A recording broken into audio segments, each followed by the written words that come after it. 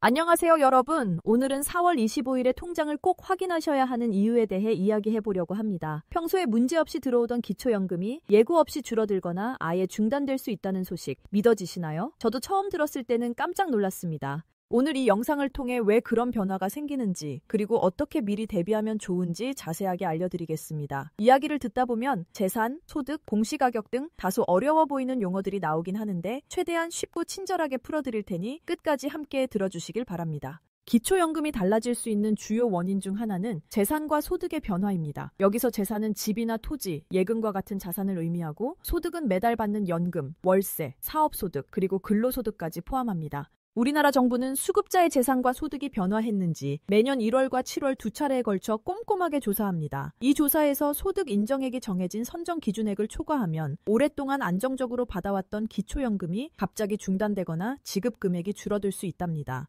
1월에는 기초연금 혜택이 확 늘어나는 긍정적인 변화들이 있습니다. 2025년 기준으로 단독가구의 선정 기준액은 228만 원, 부부가구는 364만 8천 원으로 인상되고 연금 지급액 역시 단독가구는 34만 2,510원, 부부가구는 54만 8천 원으로 늘어납니다. 그런데 문제는 4월입니다. 4월에는 작년 4월에 발표된 부동산 공시가격이 적용되면서 예상치 못한 불이익이 생길 수 있습니다. 아파트의 공시가격이 1.52%, 단독주택이 0.57%, 토지가 1.1% 오른 수치가 그대로 반영됩니다. 이로 인해 예를 들어 공시가격이 5천만 원 늘면 소득 인정액이 월 16만 6천 원, 1억 원 상승하면 33만 3천 원, 2억 원의 경우에는 66만 6천 원 정도 늘어나게 되어 다른 재산이나 소득과 합쳐져 선정 기준액을 초과해 기초연금 수급 자격을 잃어버릴 위험이 커집니다. 또한 기초연금은 지역별 기본재산 공제액에도 민감하게 반응합니다. 대도시는 1억 3,500만 원, 중소도시는 8,500만 원, 그리고 농어촌은 7,250만 원을 공제받는 구조인데요. 대도시에서 살던 분들이 농어촌이나 중소도시로 이사하면 기본 공제액 차이가 발생해 소득 인정액이 더 크게 산정될 수 있습니다.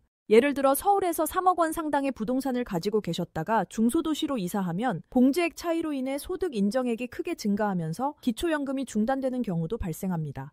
또한 요즘과 같이 고금리가 지속되는 상황에서는 예금 이자 소득의 영향도 무시할 수 없습니다. 2024년에 발생한 이자 소득이 2025년 4월부터 기초연금 소득 인정액에 반영되는데 예금 원금은 2천만 원까지는 공제되지만 초과분에 대해 4% 환산율을 적용하게 됩니다. 예를 들어 5천만 원 예금에 4.5% 금리를 적용하면 연간 이자 수익이 약 225만 원 정도 발생하는데 이 금액이 월 평균 소득에 반영되면서 추가적으로 선정 기준액 초과 위험을 안게 될 수 있습니다. 만약 만기 시에 이자를 한꺼번에 받는다면 그 영향은 더욱 클 수밖에 없습니다. 근로소득 역시 기초연금에 영향을 미칩니다. 기초연금 제도에서는 월 118만 원까지는 거의 소득으로 반영되지 않지만 이 금액을 초과한 부분의 70%가 소득에 포함되기 때문입니다. 예를 들어 월 160만 원 정도를 버시는 분의 경우 118만 원을 제외한 나머지 42만 원의 70%가 소득 인정액으로 합산됩니다. 단 공공근로나 자활근로와 같은 경우는 산정에서 제외되므로 이 부분은 미리 잘 확인하셔야 합니다.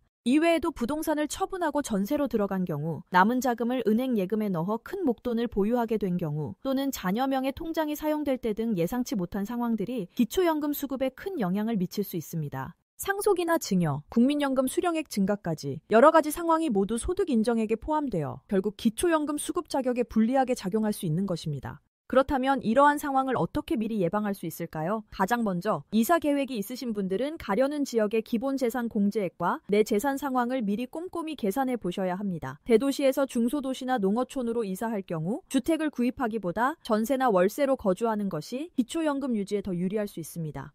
또한 예금이나 적금 상품을 선택할 때에는 이자 소득이 한꺼번에 반영되는 구조도 고려해서 진행하셔야 합니다. 만약 목돈이 생겨 금융자산이 크게 늘어날 경우에는 합법적인 범위 내에서 자녀에게 증여하는 방법도 검토할 수 있으나 이 경우 증여세와 법률적 문제를 반드시 전문가와 상의해야 합니다. 근로소득 역시 월 118만 원 이내로 조절하면 기초연금에 미치는 영향을 최소화할 수 있으니 이러한 부분도 신중하게 고려하시길 바랍니다. 국민연금공단이나 보건복지부 홈페이지에서 제공하는 기초연금 모의계산 서비스를 활용하면 내 소득과 재산 정보를 입력해 대략적인 소득 인정액과 수급 가능 여부를 확인해 볼 수 있습니다. 또 주소지 주민센터에 방문하여 상담을 받는 것도 큰 도움이 됩니다.